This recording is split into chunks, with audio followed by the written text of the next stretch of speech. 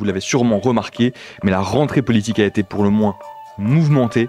J'aurai l'occasion d'en parler avec mes deux invités du jour, Sacha Nelken et Lucie Alexandre. Vous êtes tous les deux journalistes politiques à Libération. François Bayrou a annoncé que il allait engager la responsabilité de son gouvernement. On va donc s'interroger sur les raisons et les conséquences de cette décision prise par le Premier ministre François Bayrou.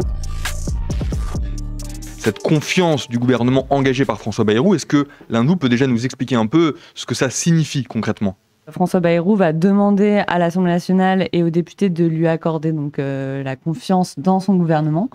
Et s'il n'obtient pas la majorité des votes favorables, son gouvernement est renversé. Et en fait, du coup, ce serait, je crois, le premier ministre sous la Ve République à être renversé par cet article de la Constitution et parce qu'il n'a pas recueilli la confiance.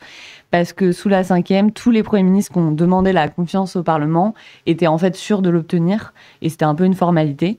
Là, c'est la première fois qu'il le fait sans être sûr de l'obtenir, voire en étant persuadé de ne pas l'obtenir.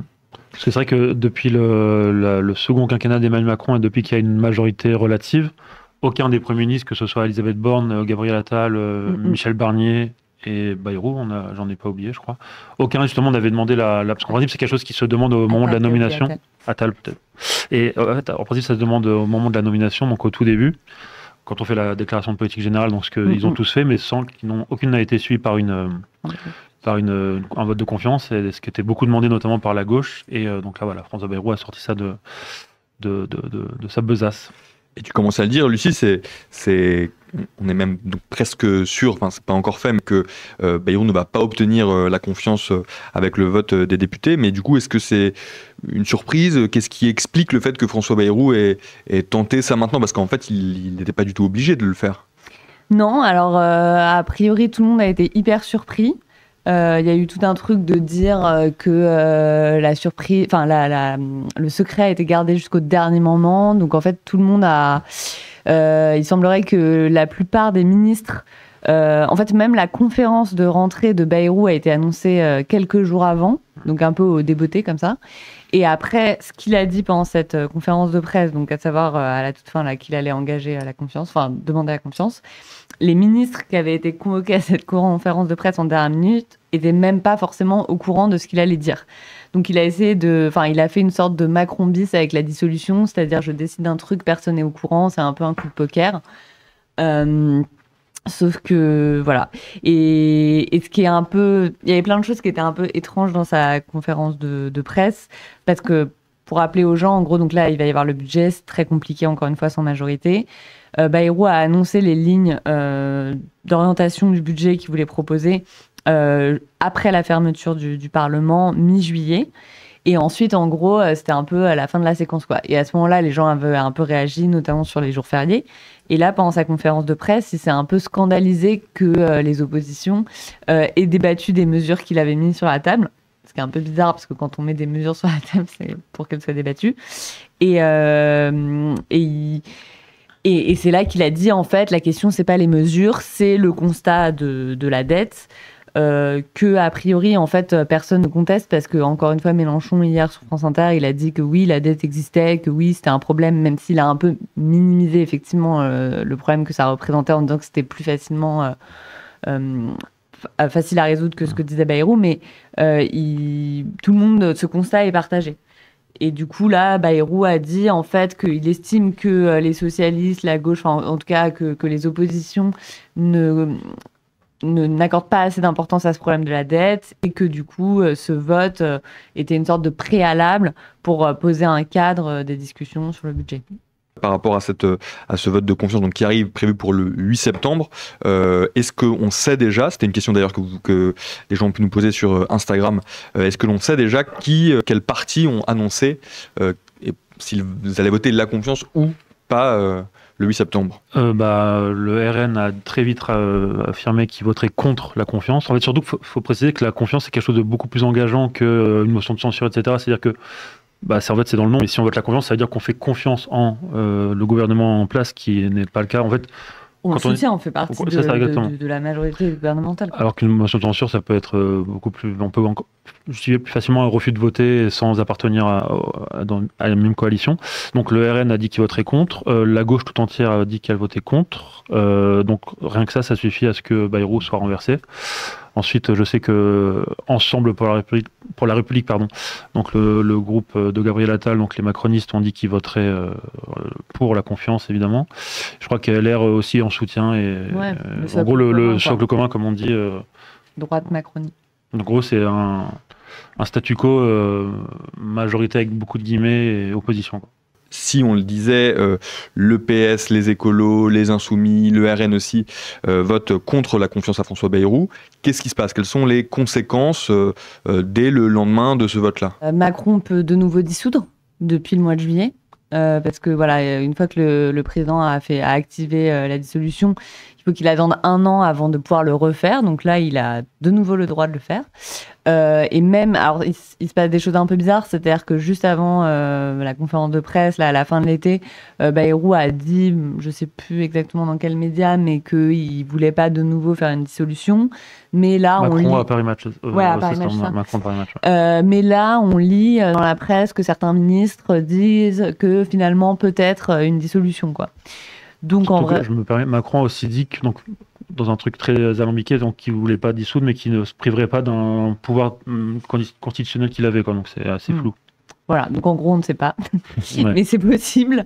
Et après le second dossier, c'est Mélenchon hier qui a remis sur la table le sujet de la destitution qu'ils avaient commencé à exiger il y a 1 an du côté de la France Insoumise. Il y a une autre figure qui défend ça, c'est Jean-François Copé, à droite, qui déjà l'année dernière défendait ça et là est remonté au créneau là-dessus. Chose un peu... donc les Insoumis, je crois, c'est le 23 septembre, c'est ça? Oui, qui vont à l'ouverture de la session ordinaire. Donc oui, ils vont déposer une motion de destitution, c'est ça. Et donc ça, comment ça se passe, une motion de destitution? Alors, c'est long et complexe. J'ai les notes ici, justement. Non, mais en gros, il faut que le Sénat, comme l'Assemblée nationale, vote à une majorité de 2/3 de ses membres la convocation du Parlement en haute cour, donc c'est-à-dire qu'on rassemble tout le monde dans une réunion, entre guillemets, présidée par la présidente de l'Assemblée nationale pour discuter et débattre justement de la destitution du président, qui doit être d'ailleurs, dans les textes, dit déclencher en cas de manquement à ses devoirs manifestement incompatibles avec l'exercice de son mandat, pour être précis. Et du coup, une fois que cette haute cour est convoquée, si elle arrive à l'être, ce qui est en fait déjà très compliqué d'avoir 2/3 du Sénat et de l'Assemblée nationale. En gros, voilà, il faut ensuite que soit voté, débattu et voté, et que pour que la destitution passe, il faut que, encore une fois, les 2/3 de cette haute cour, donc du Parlement global, votent pour la destitution, donc ce qui est quand même qui est hautement improbable. Mais du coup, je ne sais pas si tu seras d'accord avec moi, Sacha, on a un peu l'impression que les Insoumis, avec cette histoire de destitution, c'est plus une façon de mettre la pression sur Macron pour éventuellement le pousser à la démission que d'espérer que cette procédure assez verrouillée et compliquée aboutisse. Tout à fait, c'est exactement ça. D'ailleurs, il compte aussi, on en parlera sans doute après, mais il compte beaucoup sur le 10 septembre pour que le peuple fasse pression pour demander à Macron de partir, justement. Parce que s'il y a destitution, il y a présidentielle dans la foulée? Anticipée. C'est ça, ouais, dans les 35 jours. Mais pour revenir aussi, parce qu'il y a un autre cas de figure qui est possible au-delà de la dissolution et de la démission ou destitution, c'est en fait il ne se passe rien de spécial, mais Emmanuel Macron nomme un nouveau Premier ministre, qu'il soit de droite ou de gauche, on y croit peu, mais sait-on jamais. Donc voilà, ça peut aussi être une nouvelle tentative d'un autre nouveau Premier ministre qui retente de passer l'exercice du budget, donc ça peut aussi être ça. Et ça, s'il y a un nouveau gouvernement avec un nouveau Premier ministre, est-ce qu'on sait déjà un petit peu à quoi s'attendre? Vers qui, vers quel parti, vers quelle ligne politique se dirigerait plutôt Emmanuel Macron? En fait, il y a un peu 2 options. Enfin, je sais pas, il y a soit à gauche, soit à droite. Enfin, il n'y a pas 50 000 directions quand on est le bloc central. Il y a les noms qui ont été sortis les dernières fois. En fait, il y a une espèce de liste de noms qui ressort un peu à chaque fois. Donc il y avait côté un peu, on va dire, social-démocrate compatible, il y avait Roland Lescure, ancien ministre de l'Industrie, qui avait été un peu... je me demande si c'est pas lui qui voulait nommer à la place de Bayrou. Je crois que c'était un des favoris voilà, de la dernière fois. Je crois que c'était le favori de Alexis Kohler à l'époque. Voilà. Donc la dernière fois quand Bayrou a été nommé, donc lui il était sur la liste, on va dire dans le top 3. Et côté droite, il y a Sébastien Lecornu qui fait aussi partie des favoris, dit-on, parce que le RN l'aime bien, donc ministre des Armées, toujours. Et donc très très proche de Macron. Ministre depuis le début, depuis 2017, il a été ministre au gouvernement sans s'arrêter. Et donc voilà, donc en vrai tout le monde pense plutôt à Sébastien Lecornu. Mais du coup en termes de réorientation de ligne, c'est sûr que c'est pas des choses très faillantes, quoi. Il y aurait pas un changement de cap C'est ce que une partie de la gauche, mais c'est même pas aussi clair qu'avant, parce que après les législatives, effectivement, la gauche étant arrivée en tête, ils avaient demandé d'une seule voix. En plus, à l'époque, la gauche était encore unie au sein du NFP, donc ils appelaient Emmanuel Macron à nommer quelqu'un, et donc Lucie Castet, sur laquelle il s'était mis d'accord après des jours de conciliabule. Mais là, on voit que c'est un peu différent dans le papier de Charles Bérich qui est sorti dans le journal d'aujourd'hui. On voit par exemple que certains disent que c'est pas une bonne idée parce que il y a tout à perdre à 2 ans de la présidentielle. Mais typiquement, Marine Tondelier, dans un entretien à l'AFP, là, qui est publié paru ce matin, elle dit, elle appelle Macron à nommer la gauche au gouvernement. C'est aussi le cas de Boris Vallaud. Enfin, Boris Vallaud dans l'IB dit que la logique voudrait que Emmanuel Macron nomme la gauche. Mais en tout cas, la gauche, même Jean-Luc Mélenchon, hier, quand il a fait France Inter, en gros, on sentait moins d'entrain à ce que... en gros, il n'a pas appelé avec vigueur à ce que Emmanuel Macron nomme la gauche au gouvernement, parce qu'en fait, la gauche est désunie. Donc déjà que Emmanuel Macron, ne l'a pas fait quand ils étaient un bloc de 200. Donc là, si on enlève les insoumis, ils sont 123. Donc c'est a priori moins de chances que ce soit la gauche au gouvernement. Je prends des remarques et des questions dans le chat sur le vote des députés du 8 septembre. Est-ce qu'il est possible de voter blanc ou de ne pas voter lors d'un vote de confiance ? C'est possible de s'abstenir, oui. Ok. Mais contrairement à une motion de censure où il faut 289, donc la majorité, en gros, parce qu'il y a 577 députés, donc en gros 289 votant pour la motion de censure, là il suffit qu'il y ait plus de votants pour que contre pour qu'elle soit adoptée. D'accord. Même s'il y a une faible participation. Oui, c'est ça. Ça peut être, admettons, 15, 12. Voilà, ça ne sera pas ça, mais... Sur les votes des députés, il y a plusieurs remarques. Quelqu'un nous dit que le groupe Lyot votera majoritairement contre la confiance a priori. Ça, vous êtes d'accord avec ça Lyot, c'est un peu dur parce que vu que c'est un peu un groupe hétéroclite, donc c'est... comment dire, sans manquer de respect à Lyot, mais c'est un peu anecdotique dans le sens où on sait déjà que ce ne sera pas un vote unanime dans un sens ou l'autre et il représente assez peu, et surtout que à partir du moment, comme on disait tout à l'heure, à partir du moment où le PS, enfin toute la gauche et le RN voteront contre la confiance, peu importe ce que votera Lyot, ça ne permettra pas de changer le résultat. Mais effectivement, ils avaient l'air de se diriger vers ça en majorité, ce qui est logique parce que Lyot faisait pas vraiment partie de la coalition gouvernementale et encore une fois, un vote de confiance, ça engage de faire partie du socle du gouvernement. Donc, Quelqu'un nous dit aussi que il faut faire attention en tout cas, il sous-entend qu'il faudrait faire attention aux consignes de vote dans le sens où il dit que tous les députés, par exemple, du PS ou tous les députés LR ou tous les députés RN ne seront pas tous alignés pour le même vote de confiance ou pas. Est-ce que ça, vous êtes d'accord aussi avec ça ? Est-ce qu'il pourrait y avoir des votes différents au sein d'un même parti ? Et qui, du coup, pourraient avoir des conséquences sur la majorité potentielle. LR, ce serait très étonnant que certains votent contre la confiance. Ils font partie du gouvernement, il y a leurs ministres qui sont au gouvernement, ça, il n'y a aucune chance. Côté PS, par contre, ça peut... Oui, mais je pense que ce sera, s'il y en a qui vont dans d'autres horizons, ce sera quelques-uns à la marge, quoi. Donc, en gros, le PS n'est pas du tout divisé sur la question. Même Hollande. Voilà, peut-être que Hollande, quelques-uns votent. Parce que Hollande, il n'a pas dit ce qu'il ferait. Oui, parce que en fait, aucun socialiste ne votera pour la confiance, mais peut-être des abstentions, certains pourront s'abstenir. Mais du coup, ce qui ne changera pas au résultat... Et une autre question dans le chat, en cas de chute du gouvernement Bayrou, est-ce qu'un gouvernement technique pourrait porter un budget blanc suite à la démission du gouvernement ? C'est-à-dire un budget blanc, c'est-à-dire un renouvellement j'imagine qu'elle veut dire, c'est un renouvellement du budget de l'année dernière. Alors, gouvernement technique, en fait, c'est pas défini. Enfin, c'est un terme qu'on emploie dans d'autres pays européens quand effectivement il y a des difficultés à trouver des majorités. Ça veut dire un gouvernement qui est moins marqué politiquement. Je sais pas, on sait pas à quoi ça peut ressembler. C'est un peu toujours dans l'air. Il y avait déjà avant que. C'est un élément de langage plus qu'une réalité, cette histoire de gouvernement technique, parce que ça sous-entend que le budget, ça peut être les affaires courantes. Or, 2 éléments, le budget, en fait, c'est un peu le vote le plus important chaque année au Parlement qui oriente, parce que on peut déclarer plein de choses, après il faut les budgéter et c'est là où vont les sous qui donnent l'orientation d'une politique. Donc le budget, c'est vraiment l'orientation de la politique qui est menée. C'est pour ça que le vote de budget détermine pour un député s'il fait partie de la majorité ou de l'opposition. C'est pour ça qu'à chaque fois, c'est un problème là quand il n'y a plus de majorité. Et en plus, là, on est dans une situation donc de dette très importante et dans une situation un peu, pas de crise économique, mais où il y a quand même des difficultés qui s'accumulent. Donc, il y a ce qu'on appelle des arbitrages à faire, c'est-à-dire dire où on prend les sous, où on en met. Et ça, c'est par essence politique, c'est forcément des choix. Et même reconduire le budget de l'année dernière, c'est aussi un choix. Donc, du coup, je pense que ça ne peut pas exister.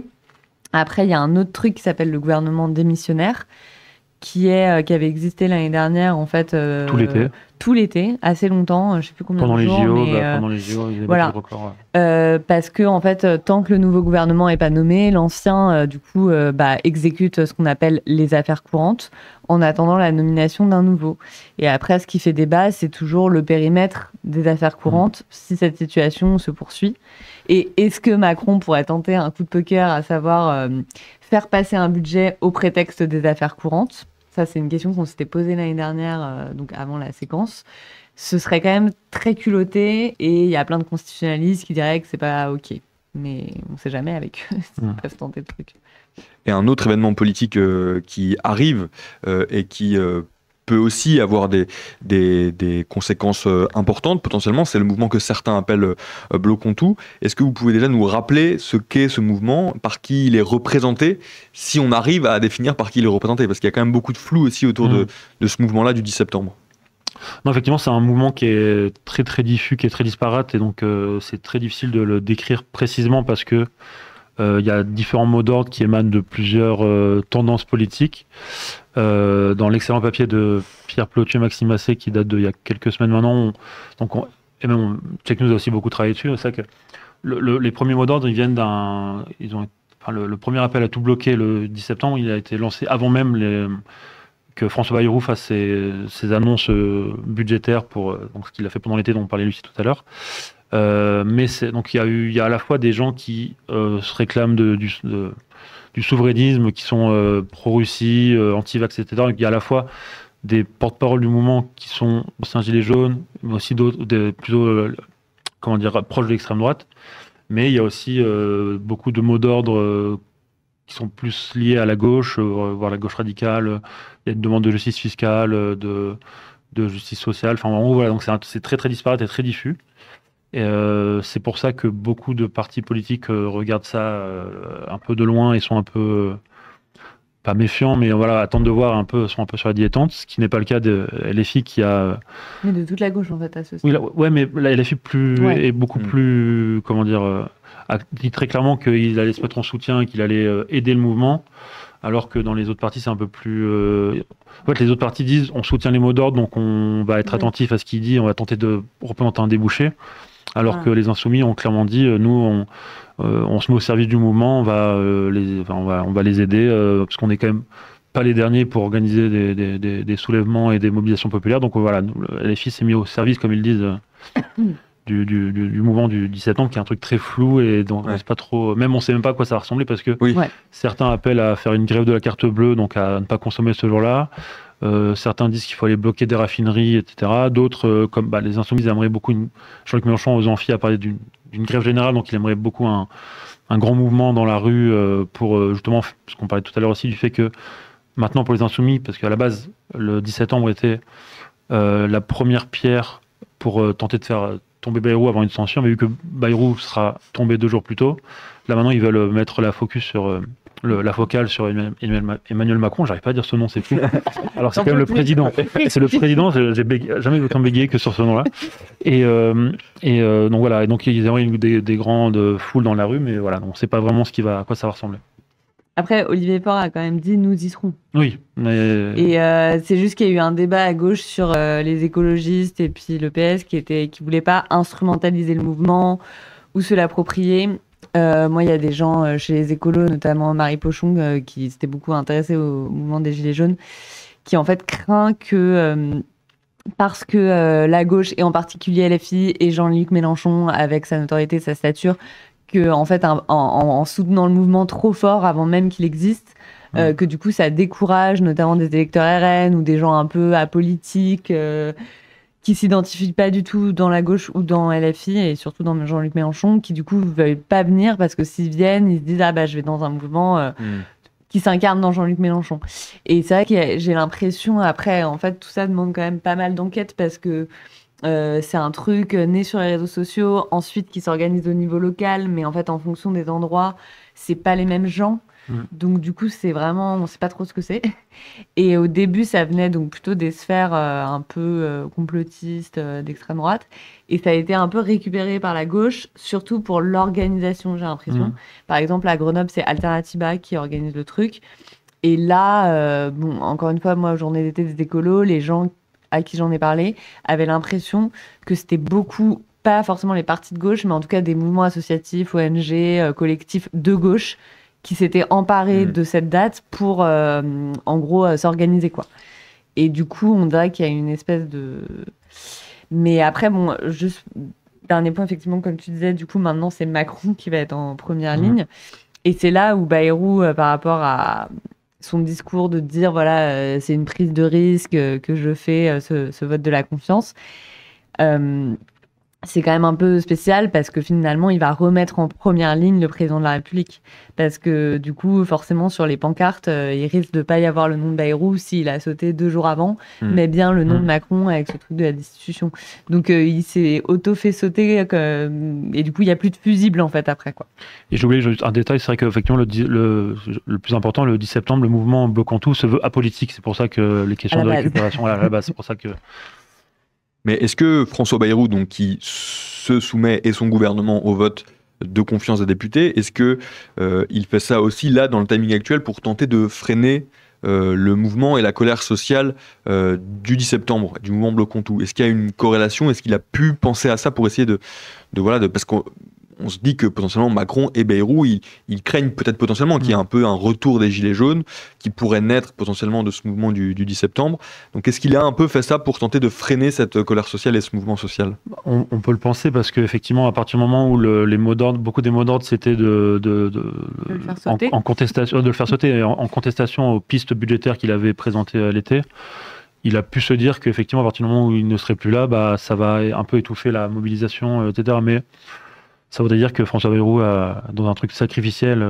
Mais il en a parlé dans son discours, dans sa conférence de presse. Après, le truc, c'est vrai, là, j'ai vu sur Twitter des gens qui commençaient à poser la question de dire s'il y a une dissolution après que François Bayrou soit renversé, qu'est-ce qui se passe le 10 septembre? Parce que c'est vrai que bon, les gens peuvent aller manifester, mais il n'y a plus personne au pouvoir. Plus de députés, plus de majorité. Donc, oui, ils peuvent toujours manifester contre Macron. C'est d'ailleurs ce que mais bon, s'il n'y a plus d'assemblée, la priorité, ça devient plus de destituer le président, ça devient de réélire. Enfin, on leur redonne la parole, en fait.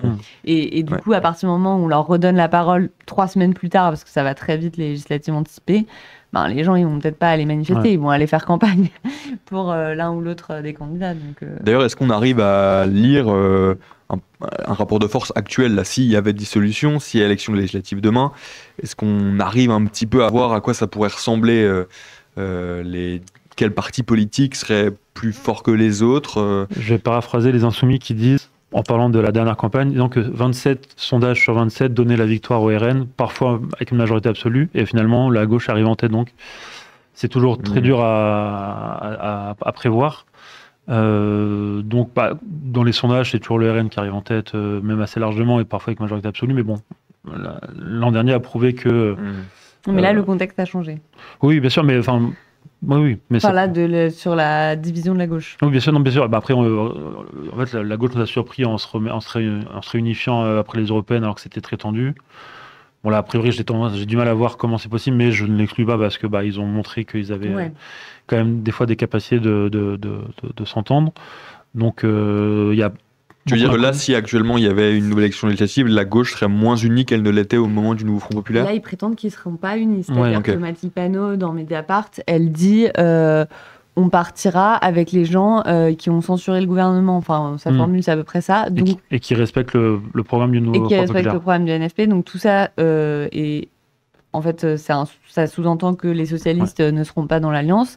Sachant que Glucksmann, depuis 1 an, a déclaré qu'il voulait travailler à un plan de législative sans LFI, parce qu'il était opposé à cette alliance, il a consenti, mais il était contre. Et le PS, a priori, ne veut pas partir avec eux non plus.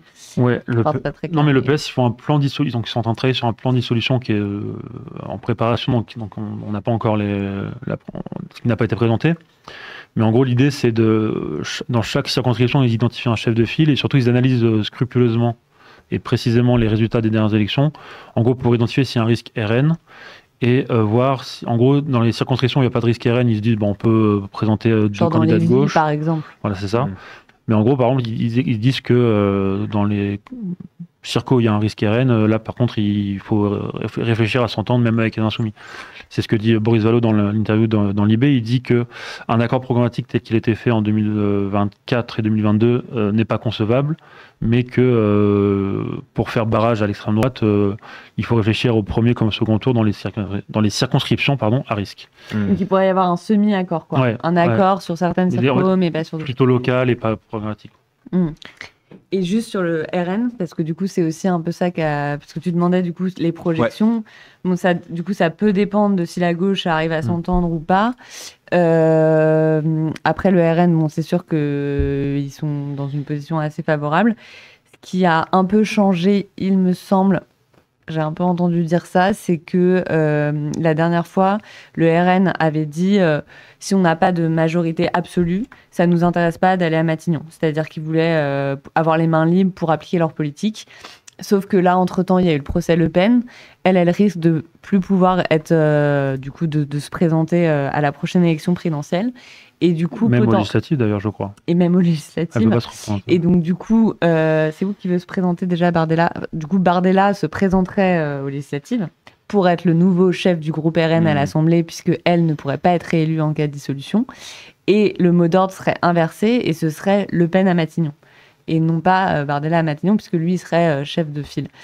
Et apparemment, ça, c'est à vérifier, mais c'est les trucs qui commencent à remonter. Le RN serait favorable cette fois-ci à aller à Matignon, y compris avec seulement une majorité relative. C'est-à-dire s'ils gagnent, je sais pas, 40 députés de plus que la dernière fois, ou qu'en tout cas ils arrivent en tête sans avoir la majorité. Maintenant, ils sont OK pour faire ce que la Macronie a fait, c'est-à-dire avoir une majorité relative, avec peut-être ce qui leur permettrait de nouer une alliance pas complètement aboutie, mais qui prend le chemin avec la droite, qui par exemple pourrait ne pas les censurer, ce qui suffirait, quoi, un truc comme ça, quoi.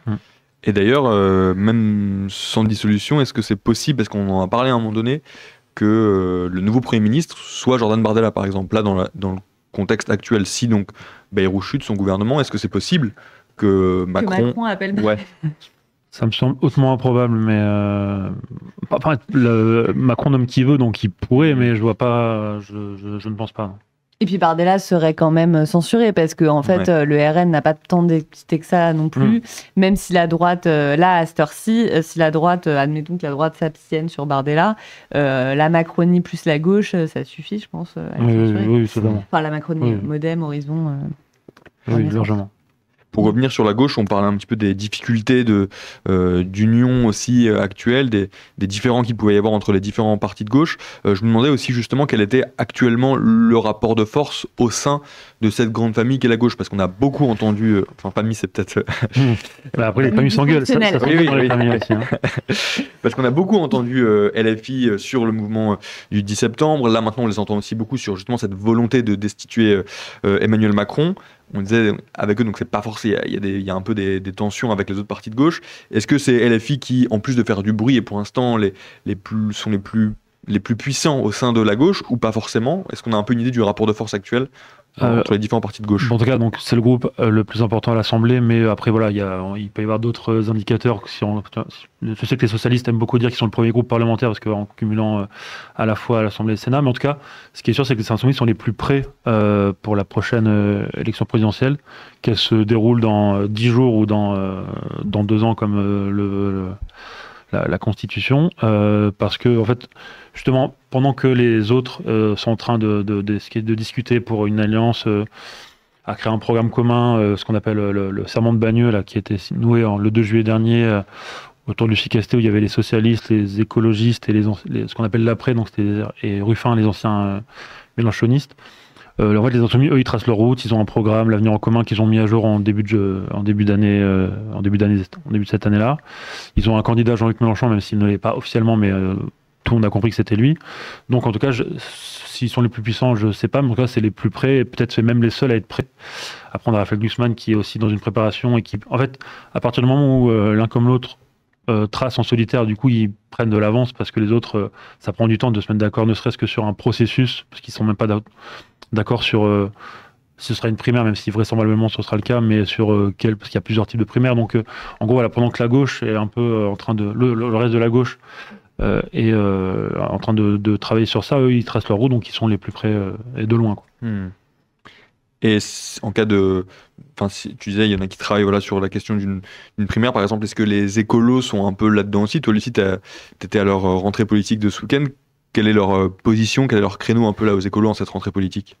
Alors, les écolos, ils sont pris en étau un peu entre leurs alliés qui ne veulent plus s'allier entre eux, donc le PS et les Insoumis.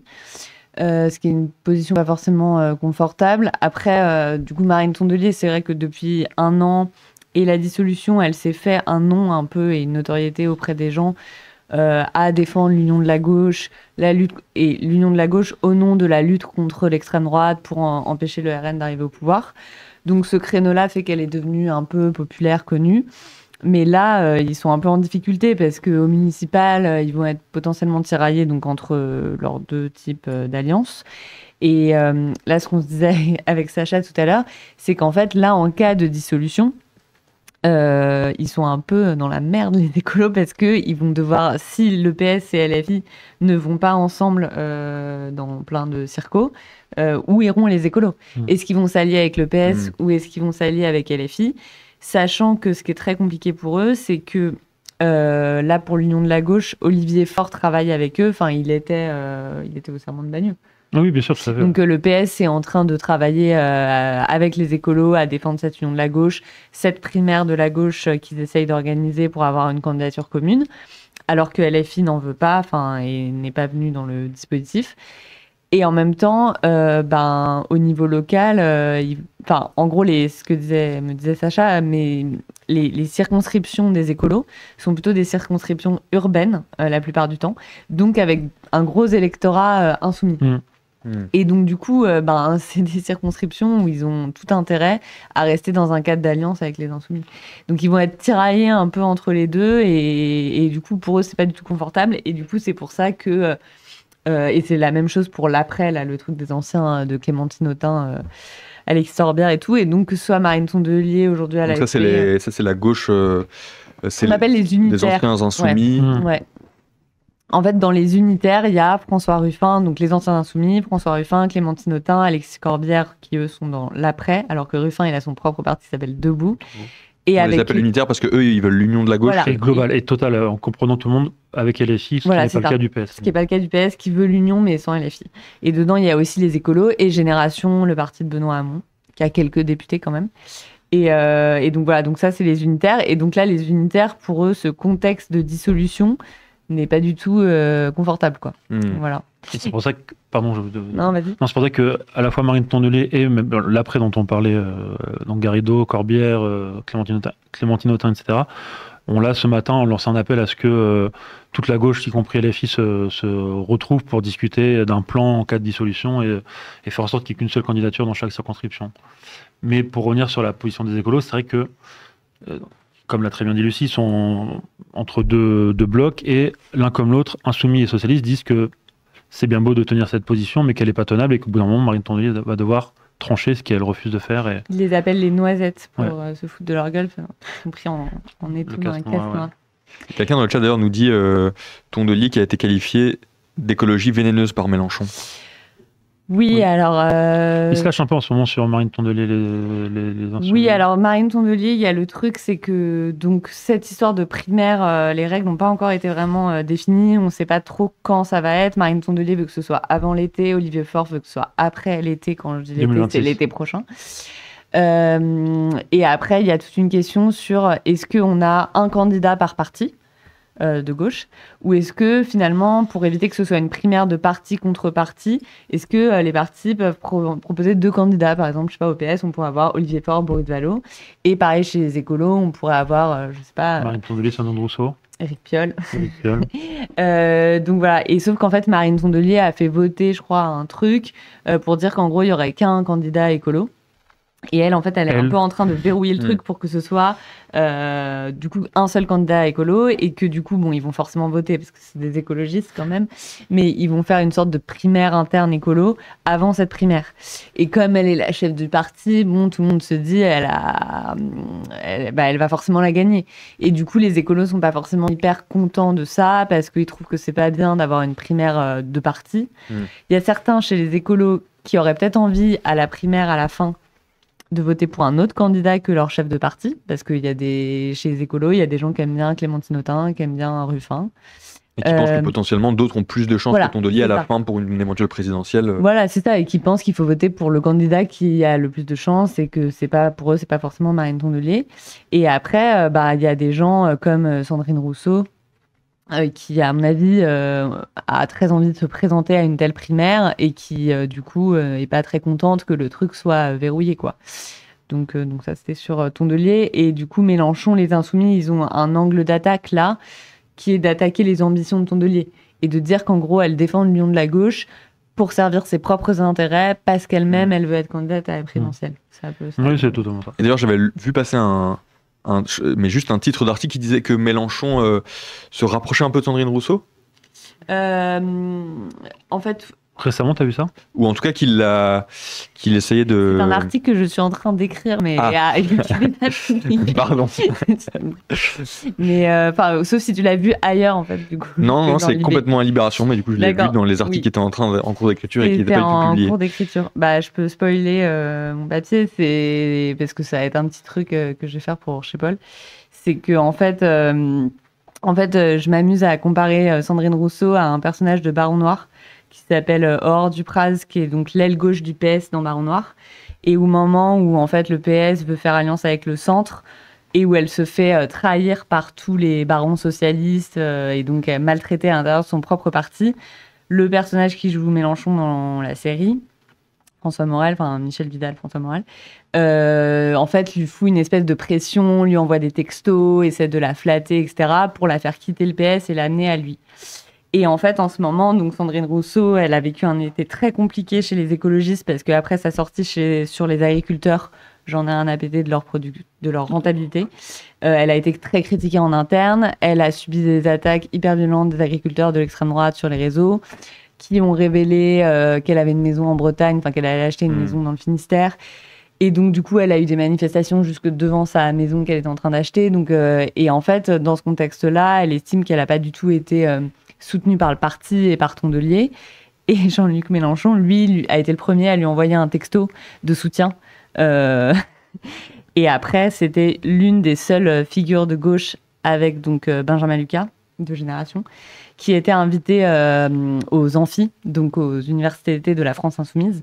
Et alors que d'autres gens de gauche auraient bien aimé aller être intervenants aux amphis, même si c'est compliqué entre les partis de gauche, il y a plein de responsables de gauche, y compris chez les écolos, qui auraient bien voulu aller aux amphis. Et en fait, il y a seulement Sandrine Rousseau qui a été invitée. Et donc, elle est très... on va dire que Mélenchon la soigne en ce moment, que les Insoumis la soignent, parce que eux, ils ont intérêt à foutre le bordel en interne chez les Verts et à tirer sur ce truc-là. Et ça fait une belle prise de guerre. Et ça fait une belle prise de guerre, qui à mon avis, la prise de guerre n'est pas dupe, c'est-à-dire que Rousseau est quelqu'un de malin, elle sait très bien ce qu'ils font, donc elle n'est pas du tout dupe, et elle sait aussi pourquoi elle est chez les écolos et pas à LFI, parce qu'elle aurait pu partir pendant la dernière... Elle est très LFI compatible, elle a un profil très LFI compatible. Très LFI compatible, mais elle aurait pu partir oui, avant. bien sûr. Quelqu'un dans le chat dit s'il y a dissolution, elle va totalement aller à LFI. Non, je pense pas. S'il y a dissolution, je pense pas. C'est plus... là, on est plus sur la présidentielle. C'est-à-dire que si c'est une candidature, entre guillemets, d'union de la gauche un peu SOSDEM, je sais pas... Ou si le processus unitaire capote et que la gauche se retrouve à choisir entre Glucksmann et Mélenchon... Oui, elle suivra pas... elle n'hésitera pas une seule seconde, elle ira... Et les Insoumis, ils veulent faire un peu ce qu'ils avaient fait en 2022, c'est-à-dire qu'eux, ils veulent pas faire l'union, c'est-à-dire se mettre d'accord avec les partis, mais ils prétendent faire l'union par le bas. Et en fait, il le dit tout le temps, il dit nous on fait l'union, mais voilà, comme ça. Pas de soupe de logo, l'union populaire. Et donc du coup, ce qu'ils avaient déjà fait la dernière fois, il faut aller chercher des prises de guerre, notamment chez les écologistes, pour montrer qu'on fait l'union, quoi. Et donc ils avaient déjà fait la dernière fois, et donc moi je pense que voilà, ils préparent le terrain pour certaines personnalités, si jamais c'était Glucksmann, Mélenchon, à ce que d'autres gens les rejoignent, quoi. Voilà. Il y a une question dans le chat que je vais vous poser. Cette personne s'excuse en fin de question en disant « Désolé si c'est hors sujet ». Mais on est là pour poser toutes les questions. Donc je vous la pose. Moi, je ne sais pas du tout de qui cette personne parle. J'espère que vous saurez de qui cette personne parle. Qui nous dit donc « Quid de Guillaume Garot, mi-écolo, mi-PS, mi-macroniste. Quel est son impact chez les écolos ?» Est-ce que vous avez quelque chose à en dire ou pas? C'est Guillaume Garot. Il est chez Socialiste d'abord, Guillaume Garot. Ouais. Alors moi, je vous pose la question telle qu'elle est. Quid de Guillaume Garot? Voilà, je viens d'avoir la question. Est-ce que vous avez quelque chose à en dire pour répondre à notre viewer qui se posait la question de Guillaume Garot? Ou rien de spécial? Non, rien de spécial. Pour moi, il est au groupe socialiste et c'est un des... Il est député socialiste et je ne savais pas qu'il était je comprends pas la présentation mi-écolo, mi-socialiste, il est un peu sur les sujets d'agriculture, non? Non, surtout que c'est le grand qui travaille sur les déserts médicaux et en fait, il a une loi... En gros, c'est le chef de file d'un texte transpartisan, donc peut-être que c'est pour ça que notre viewer l'identifie comme un potentiel à la fois écologiste et macroniste, mais honnêtement, j'ai pas grand-chose à dire sur Guillaume Garot. Mais on le salue. On le salue. S'il nous regarde, on le salue. Ouais. Il y a une autre petite question ici qui nous demande qui hésitera chez les écolos entre un centre gauche mou et une gauche de rupture. C'est-à-dire qui... quels sont les profils chez les écolos qui pourraient faire comme Sandrine Rousseau? Ouais. Que les gens connaissent à part Sandrine Rousseau. Oui, mais en fait, le problème des écolos, encore une fois, sur ce truc de casse-noisette, là, c'est que le parti est vraiment divisé entre une aile un peu plus réformiste et une aile un peu plus radicale. Et en fait, du coup, effectivement, s'il fallait choisir entre LFI et le PS, que ce soit aux législatives ou à la présidentielle, le risque du parti est un peu d'exploser en deux. Donc en fait, là on cite Rousseau parce que c'est un peu le cas emblématique et ce qui se passe maintenant, mais en fait, il y a plein de gens qui pourraient aller... Yannick Jadot, il irait avec Glucksmann, par exemple. Voilà, c'est ça.